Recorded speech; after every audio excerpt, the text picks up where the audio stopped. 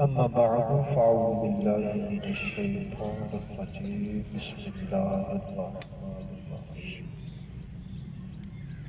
إنا أعطيناك الكوثر فصل لربك وانحر إن شانئك هو الأبتر صدق الله العظيم وصدق رسوله النبي الكريم الأمين وبلغنا أصحابه مكرمين ونحن على ذلك من الشاهدين من الشاكرين والحمد لله رب العالمين.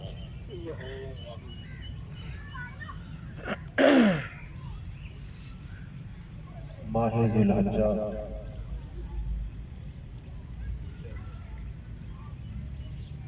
کی ابتدا اور اس کی 10، 11، 12 تاریخ کو مسلمان جانوروں کی قربانی پیش کرتے ہیں. سبحان اللہ. ہم نے جب سے وہ سنبھالا ہے اس وقت سے یہ دیکھتے آ رہے ہیں کہ قربانی ہوتی ہے. ہم نے جب سے وہ سنبھالا ہے اذان سنتے آ رہے ہیں اور لوگوں کو نماز پڑھتے پڑھاتے دیکھتے آ رہے ہیں.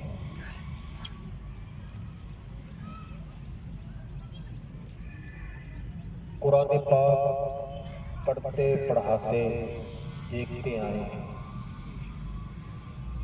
رمضان کے روزے آتے ہیں تو لوگ روزے بھی رکھتے ہیں.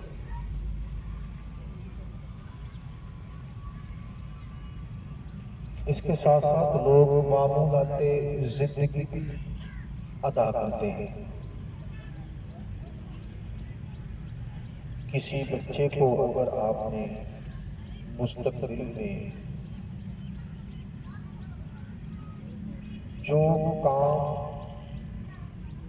کھول کر دینا ہو اس کو اس کام پہ لگا دیتے ہیں کہ یہ بچہ اس کام کو سیکھے اور پھر اس کی دکان بنائے.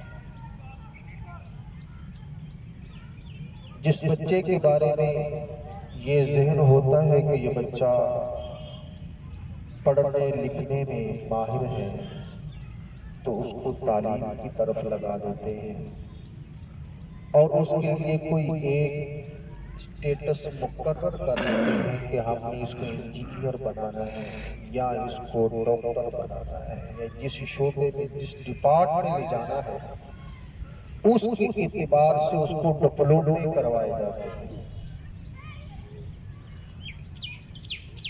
یہاں تک کہ اگر کسی آفس میں یا کسی ہوٹل میں ریسیپشن پہ بیٹھنا ہے آنے والوں کو ویلکم کرنے کے لیے جو بٹھائے جاتے ہیں ریسیپشن پہ اگر کسی کو بٹھانا ہے تو اس کے لیے بھی کم از کم 1.5 سال 2 سال کا کورس ہوگا کہ اس بندے کو بولنے کا طریقہ آنا چاہیے کہ آنے والے کو کیسے ہینڈل کرنا ہے. اگر وہ گرم مزاج کا ہے تند مزاج کا ہے بولنے کا اس کو طریقہ نہیں ہے کہ اس نے کیسے بولنا ہے اس کے ساتھ اب اس کو سکھایا جاتا ہے. ذرا غور کریں. ہم نے دنیا کا ہر کام سیکھ کے کیا ہر کام سیکھ کے کیا. بچے نے اگر کسی چیز کی ورکشاپ کھولنی ہے تو اس نے وہ سیکھا. اگر آپ نے بچے کو ڈاکٹر بنانا ہے تو اس سے پہلے اس کو سکھایا. اگر انجینئر بنانا تو پہلے اس کو سکھایا. जिस भी डिपार्ट में भेजना पहले उसके डिप्लोमे करवाए, फिर जाकर उसको उस डिपार्ट पर जो है वो रखा गया, बल्कि उसके साथ उन्होंने एक्सपीरियंस भी मांगा। कितने साल का एक्सपीरियंस है इसका? इन तमाम के लिए हमने तगोतोड़ किया। क्या हमने नमाज सीख कर पढ़ी है? रोजा हमने सीख कर रखा है? कुर्बानी हम सीख कर करते हैं? देखा वो भी करता तो हमने भी शुरू कर दिया। दीन के सारे काम हम देखा देखी करते हैं और दुनिया के सारे काम हम सीख के करते हैं। जरा इस पे नजर दौड़ाएं। अगर हज करने किसी ने जाना है, उस बेचारे को पता ही नहीं होता। बहुत सारे लोग हज का रुकने आज़म ही छोड़ देते हैं। हज का रुकने आज़म छोड़ देते हैं। अगर उनका हिसाब लगाया जाए तो दम देने के तो कई मामला उन पर आ जाते हैं, उनको पता ही नहीं होता बेचारों को। क्यों? बस देखा देखी करना है, दुनिया का हर काम सीख के करना है और दीन का सारा काम तो देखा देखी करना है। उसके लिए कोई सीखना नहीं किसी के पास नहीं। तो उनमें से एक कुर्बानी, ये भी हम देखा देखी करते हैं। इसमें भी हमने सीखा नहीं कि कुर्बानी कितने माल पर वाजिब होती है, पता ही नहीं, और कब वाजिब होती है, पता ही नहीं। और जो है अगर कुर्बानी का जानवर ले आए हैं तो उनके मामूलात क्या है, पता ही नहीं। तो ये बात याद रखें कि जिस शख्स के पास 52.5 तोले चांदी, ये याद रखें, याद रखने के मसाइल हैं। 52.5 तोले चांदी, जितने पैसे या 52.5 तोले चांदी हो, या घर का वो सामान जो इस्तेमाल में नहीं है, उसकी मालियत 52.5 तोले चांदी जितनी बनती हो और कर्ज भी उस पर ना हो। अगर कर्ज हो तो कर्ज देने के बाद इतने पैसे उसके पास बच जाएं जितने की 52.5 तोले चांदी आती है। ठीक है, जितने की 52.5 तोले चांदी आती है, तो इतने पैसे अगर उसके पास बच जाए तो ऐसे शख्स पर कुर्बानी करना वाजिब हो जाता है। कुर्बानी करना वाजिब हो जाता है। ये माल की मिकदार जिस दिन ईद होनी है, उस दिन सुबह सादिक से लेके 12वीं के गुरूबे आफताब तक जब भी उसके पास इतने पैसे आ जाएं तो उस बंदे पर कुर्बानी करना वाजिब है, वाजिब है। अब एक हमारे पास शख्स आया हिस्सा डालने के लिए। उसने कहा कि मैं हिस्सा डालना चाहता हूँ और वो अपने दादा के नाम का मरहूम उनके नाम का। हमने वैसे उनको कहा कि आप अपनी तरफ से आपने कर ली? कह रहा है कि मैंने जो 7 साल पहले अपनी तरफ से की थी, अपनी तरफ से मैंने 7 साल पहले की थी। अब उसके बाद कभी अम्मी के नाम की, कभी अब्बा के नाम की, कभी दादा के नाम की, कभी दादी के नाम की, कभी नाना, कभी नानी, कभी चाचा, कभी चाचा, उनके नाम गलत मैंने तो कर ली थी। अब उस बंदे को ये पता ही नहीं है कि ये हर साल ही वाजिब होती है, हर साल वाजिब। उसको पता ही नहीं था। उसको बताया भाई ये हर साल अगर आपके पास इतने पैसे आ जाए जितने की 52 तोले चांदी आती है, इतने पैसे आपके पास आ जाए तो आप पर जो है कुर्बानी करना वाजिब हो जाए। लेकिन इसमें शर्त यह है कि उधार ना हो सर पे। उधार देने के बाद, घर का खर्चा निकालने के बाद अगर तकरीबन आजकल के रेट के मुताबिक 80-81 हज़ार तकरीबन बनता है। اتنے اگر اس کے پاس پیسے آ جائیں 52.5 تولے چاندی جتنے کی آتی اتنے پیسے آ جائیں تو اس پر قربانی کرنا واجب ہو جائے. اور جس شخص کے پاس 2 گھر ہیں یا پلاٹ ہے کرائے پہ دے رکھے یا خالی پڑے ایک گھر میں رہتا ہے تو ایسے شخص پر بھی جو ہے وہ قربانی واجب ہے کیونکہ اس کے پاس 2 گھر ہیں یہ جتنے بھی گھر ہیں اگر 2 گھر ہیں ایک میں سردیوں میں رہتا ہے ایک میں گرمیوں میں رہتا ہے تو پھر نہیں. اگر جو ہے ایک میں رہتا ہے عام طور پر لوگ جو نا ایک ہی گھر کے اندر سردی گرمی گزارتے دوسرے گھر میں ایسا نہیں ہوتا ہمارے ہاں. تو جس کے پاس پلاٹ رکھا ہوا ہے اس کے اوپر بھی جو ہے وہ قربانی واجب ہے. گھر کی عورتیں ہیں ان کے پاس عام طور پر سونا ہوتا ہے. اگر یہ مسئلہ غور سے سننا ہے 7.5 تولے سونا ہو تو قربانی کرنا واجب ہے. لیکن اگر 7.5 تولے سے کم ہے اور اس کے علاوہ اس عورت کے پاس اس سونے کے علاوہ اس عورت کے پاس اپنے ذاتی پیسے ایک تو نا گھر کا خرچہ جو خاوند دیتا وہ نہیں اپنے ذاتی پیسے جو اس کو جو ہے جو ماہانہ خاوند کی طرف سے اس کا جو خرچہ لگا ہو وہ لگا لے یا کوئی وہ کام کرتی ہے یا جس طرح بھی اس کے پاس کوئی ذاتی پیسہ ہے.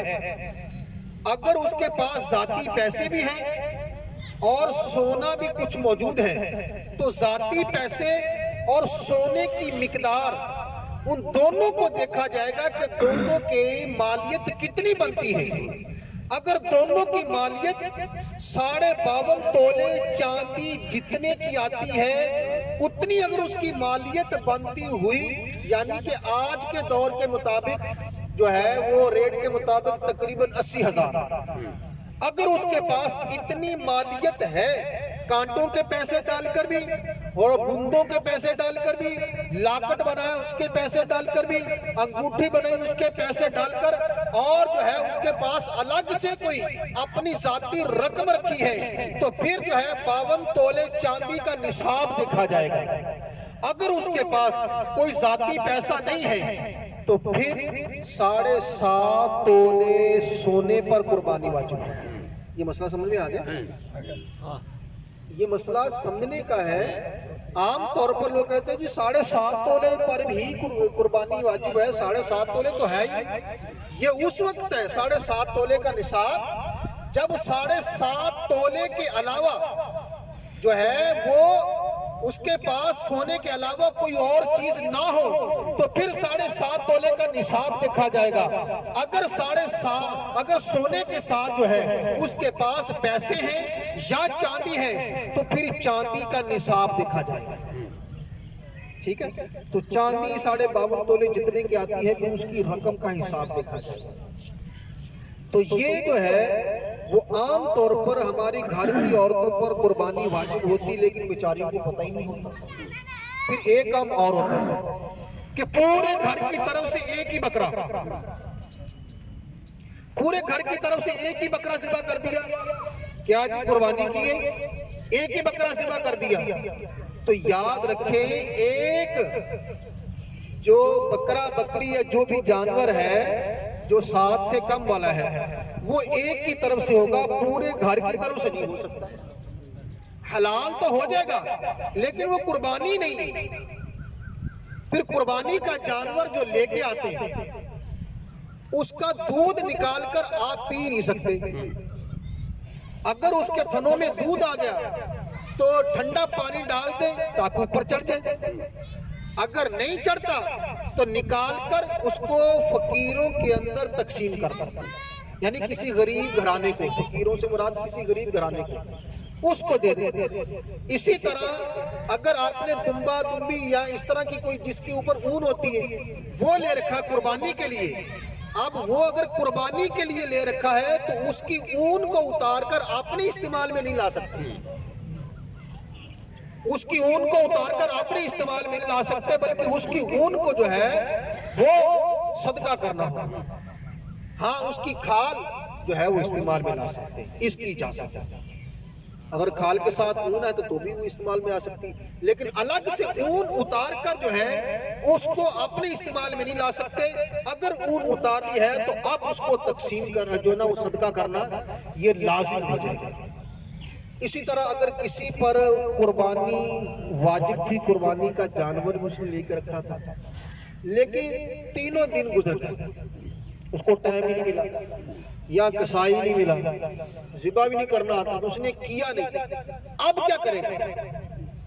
اب اس کے بعد ذبح کرے گا؟ اب اس کو ذبح کرنے کی اجازت نہیں ہے، بلکہ اس جانور کو زندہ ہی صدقہ کرے گا، اس جانور کو زندہ ہی صدقہ کرے گا، اور وہ زندہ صدقہ کیا جائے گا، ذبح کر کے صدقہ نہیں کرے گا۔ اگر ذبح کر کے اس نے صدقہ کیا تو جتنے کا زندہ آتا ہے اتنے پیسے ملا کر اتنی ہی رقم دینی پڑے گی، ٹھیک ہے؟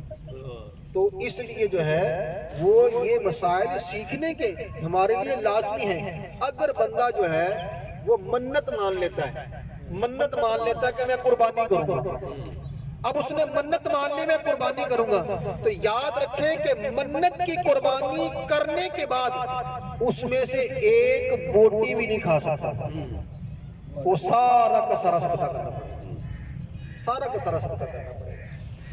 تو یہ وہ مسائل ہیں کہ جو ہمارے معاشرے کے اندر ہو رہے ہیں، لوگوں کو اس کا پتہ ہی نہیں ہے۔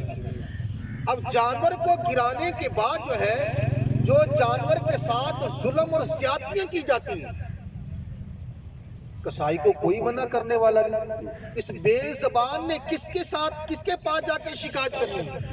کون اس کی سنے گا؟ ہاں پروردگار سنے گا، پروردگار اس کی سنتا ہے۔ اس کے ساتھ جو ظلم اور زیادتیاں کی جاتی جانور کے ساتھ وہ ملاحظہ کرتا ہے۔ جانور کو جہاں پھینکا جاتا وہاں پر جو چھوٹے چھوٹے کینکر ہوتے ہیں، اس سے اس کو تکلیف ہوتی ہے۔ کوشش کریں نیچے جو ہے مٹی بچھا لے، ریت بچھا لے، اگر نہیں ہے تو کم از کم صاف ہونا چاہیے۔ اگر وہ قبلہ رخ نہیں گرا تو اب وہ کو گھسیٹ کر قبلہ رخ کرتے، تو یاد رکھیں قبلہ رخ کرنا مستحب عمل ہے، اچھا عمل ہے۔ قبلہ رخ کرنا اچھا عمل ہے، اگر نہ بھی کیا تب بھی جانور حلال ہی ہے، تب بھی جانور حلال ہی ہے، کیونکہ حلال ہونے کے لیے اللہ اکبر کہتے ہوئے اس کی رگیں کٹنا لازمی ہے، یہ ہونا چاہیے۔ اب اس کو گھمائی نہیں، جس طرف ہے اسی طرف اس کو ذبح کر۔ پھر کیا کرتے ہیں کسائی؟ اس کی جو ہے وہ جو سنگلی کی ہڈی ہوتی ہے، ریڑھ کی ہڈی، اس میں چھری کی نوک ڈال کے اس کا حرام مغز کاٹتے ہیں اور اس کی گردن کو توڑ دیتے یوں کر کے، چھوٹی جانور کو۔ اب اس سے ان کو کیا فائدہ ہوتا ہے؟ جانور ٹھنڈا جلدی ہو جاتا ہے، انہوں نے آگے جانا ہوتا ہے۔ بالکل منع کر دیں کہ جانور جتنا تڑپے گا اس کا خراب خون جتنا باہر نکلے گا گوشت اتنا اچھا ہوگا، بدبو نہیں دے گا گوشت۔ اب جو ہے یہ جانور پر ظلم ہے کہ جب اس کی رگیں کاٹ دو تو نہ اب آگے چھری نہیں لے کے جانی، اس کی ہڈی تک چھری نہیں لے کے جانی، بند کر دے جہاں پر ہی، جب ٹھنڈا ہوگا اسی وقت اس کو جو نا وہ آگے چیر پھاڑ کرنا۔ اسی طرح گائے جب ذبح کرتے ہیں تو اس کی کھال کو اتار کر اس کے دل پہ چھری مار دیتے ہیں، اس کی دل پہ چھری مارتے ہیں جس کی وجہ سے فوراً ٹھنڈی ہو جاتی ہے۔ اب یہ بھی جانور پر ظلم ہے، جبکہ جب ذبح کیا جائے رگیں کٹ گئی ہے تو آپ نے پیسے دینے اس کو، بھئی چھوڑ دو، اس کا جو ہے وہ خون نکلنے دو، جتنا اس کا خون نکلنا ہے نکل جائے گا، اب آپ کا گوشت جو ہے بدبودار نہیں ہوگا، اور سب سے بڑی بات کہ جانور کو تکلیف نہیں ہوگی، ٹھیک ہے؟ تو یہ جانور پر بھی ترس کھائیں کہ جانور پر ظلم کرنا مسلمان پر ظلم کرنے سے بہت زیادہ برا ہے۔ جانور پر ظلم کرنا مسلمان پر ظلم کرنے سے بہت زیادہ برا ہے، اس لیے جو ہے وہ اپنے اپنے جانور پر جو ہے رحم کھائیں، اور قربانی کرنے والا اگر اس طرح کی حرکتیں کرتا ہے آپ نے اس کو پیسے دینے ہیں اپنی مرضی کے مطابق کرو. اللہ پاک ہمیں جاننے کی توفیق عطا فرمائے.